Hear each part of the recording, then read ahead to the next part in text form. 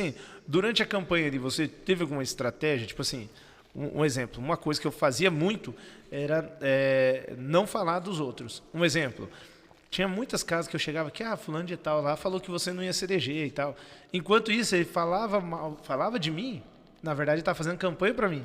Enquanto eu não perdia tempo falando dos outros. O cara já puxava assunto de fulano e falava assim, ó, dele eu não sei, mas eu tô aqui para falar de mim. E começava a falar de mim. E eu fazia campanha só para mim. A minha estratégia foi o seguinte, como eu tive meio em cima da hora, tive que correr, falei, não, eu vou em alguns amigos. Vou em alguns amigos, conversar com eles. Não, exatamente, não falava dos outros, falava do que eu pensava da política, do que eu queria fazer para a política, me colocava à disposição. E a promessa que eu fazia era estar presente, sempre presente. Nunca viro as costas para ninguém.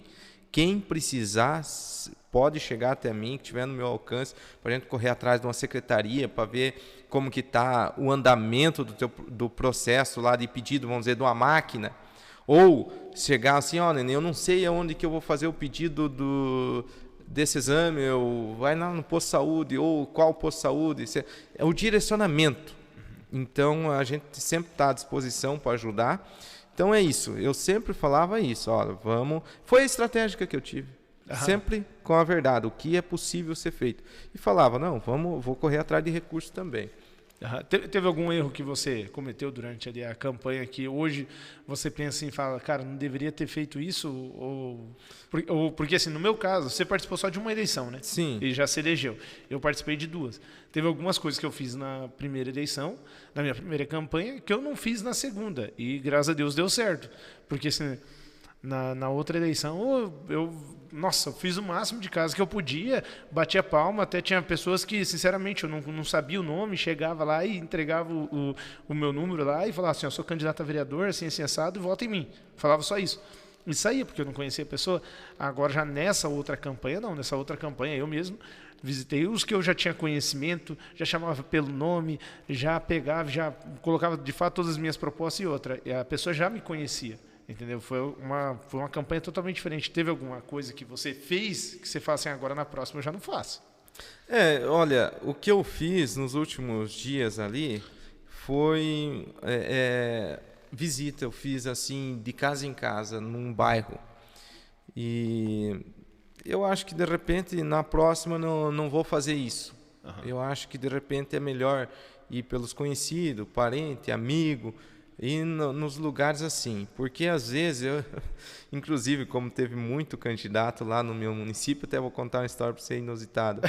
Teve muitos candidatos no nosso município.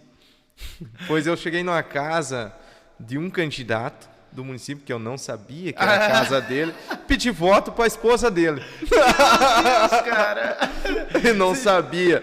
Então ela falou, não, até respeito aí a ocasião que tu tá chegando aqui, mas meu esposo é candidato também. Meu Deus, cara, eu falei, então bati no lugar errado.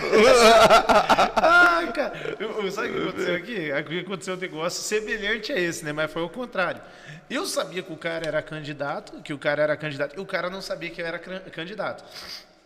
Nós estávamos ali na frente da padaria, ali eu, meu pai e mais dois amigos nossos conversando, e chegou esse cara. Ele chegou, parou o carro dele, um Vectra, parou assim, e veio conversando com um, conversando com o outro.